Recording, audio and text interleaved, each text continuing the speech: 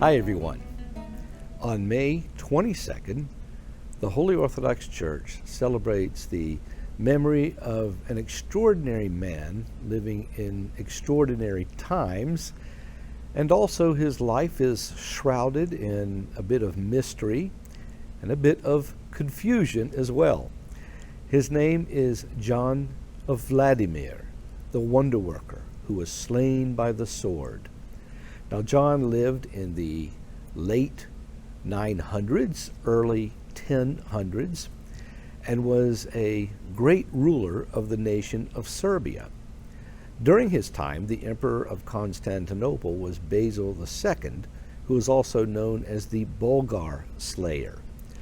John, having come from this small village in Bulgaria named Vladimir, is someone who was said to be, even from an early age, quite studious, quite intelligent, full of piety, was not seeking after worldly things in any way, and was someone who was very, very concerned for the poor. Well, I don't have time to go through all the vicissitudes and genealogies that led to his ascension of the throne, but eventually he did become king of Serbia and was beloved by absolutely everyone. They thought he was so extraordinary that he was even compared in the things that he did to Constantine the Great, because he was so anxious to establish orthodoxy everywhere that he went and to bring those that had fallen away back into the fold. Well, John, being the type of person that spent many hours in prayer each day, was also someone who was a master strategist. He understood the art of war and all of the things involved with it. And unfortunately for him, he would have lots of chances to exercise that knowledge, because during this time, aside from the Constantinopolitan activities in the empire, you also had an Emperor Samuel, who was a Bulgarian, who was warring against John and Basil II of Constantinople, and was especially upset when John Vladimir made a bargain with Basil II and aligned himself with him. Well, because of this, Samuel pursued John Vladimir and his forces all over the place. There were many, many battles, and finally, at one time, John Vladimir found himself caught up on a high mountain with a number of his forces, and the place was inundated with poisonous snakes as well, many of whom bit the soldiers, in which John Vladimir beseeched Christ that he would cure them, and this cure did indeed come. But yet the enemies of John Vladimir kept increasing and increasing until finally he realized that it was simply impossible for his forces to win. Well, he did not want his men to have to suffer because of this. And so he gathered them around, and despite their protestations, he told them, "I'm going to turn myself over so that you can go free." And that's exactly what happened. Samuel took him into custody and threw him into prison. And it's at this point that the story becomes pseudo-legendary, pseudo-astonishing in many ways, but also part of the deep romantic ethos in the literature of the Serbian nation.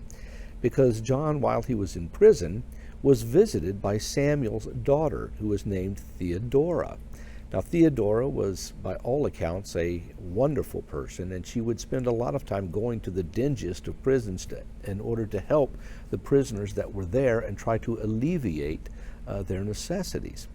Well, at one time she went down and she discovered John Vladimir, and after speaking with him, she immediately fell in love with this man. Well, it reached a point where she had decided that she wanted to marry John Vladimir, but of course the fact that he was a prisoner of her father posed a few difficulties. But as Samuel was not inclined to dissuade his daughter in anything that she wanted, he then gave his blessing for it. And as time went on, he himself began to realize that John Vladimir was indeed quite the extraordinary man, and someone who was very, very gifted and very, very graced of God. Well, at this point, the story diverges a little bit into two different manuscripts. One is Slavic, according to the Serbian sources that we have, and another according to the Greek sources.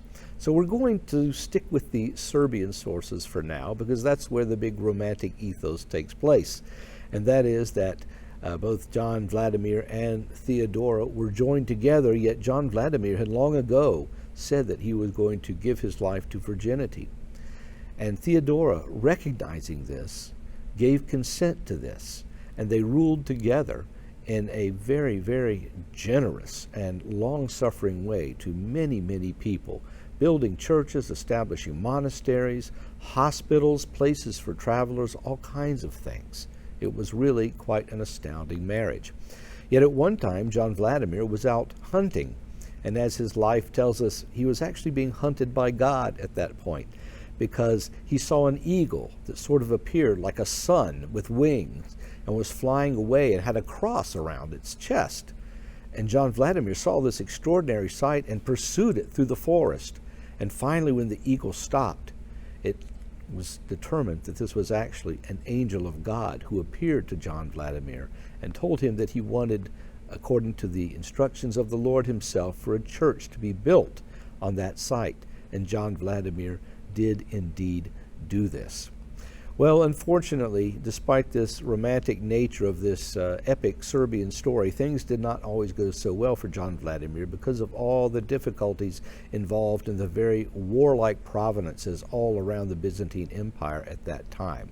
So John was eventually betrayed by a family member, Theodora's cousin, Vladislav. Vladislav wanted to capture John Vladimir because he was very upset at the inroads that John Vladimir was making against many of Vladislav's people. And so he sent him a gold cross and said, why don't you come over to our headquarters, if you will. We could talk about things. And John Vladimir sent word back and said, well, no, I tell you, I can't do that. But our Lord was crucified on a cross of wood. If you will send me a cross of wood instead of gold, I will come. And that's exactly what happened. And of course, when John did arrive, Vladislav immediately had him imprisoned. And in fact, at one point, he tried to kill him himself, but was unable to. And so John Vladimir, having been told by the angel back at the place in the woods where he was told to build a church that he would indeed suffer a martyr's death, he told Vladislav to take his own sword and to cut off his head, because he was willing to defend the Orthodox faith and everything that pertained to it. Vladislav did this. And the story here says that miraculously, after the head was severed from his holy body, that the body actually picked up the head, left, hopped on a horse, and galloped off. Of course, we don't know how much legend to attribute to this, but it is very interesting that even to this day, many of the older icons of St. John of Vladimir show him standing there with a cross in one hand, the cross that Vladislav sent him, and holding his head in another. No matter what the truth of the matter is, it is still a remarkable story and an indication that the foundational truth behind all of this is that in these days where all of us are questioning various rulers all over the world, there was one who lived in Serbia between the late 900s and early 1000s that was a godly and righteous man who did everything he could for his people and brought many to the Orthodox faith. He reposed in the year 1015. May his example be something to all of us who live in very difficult times. Bye-bye.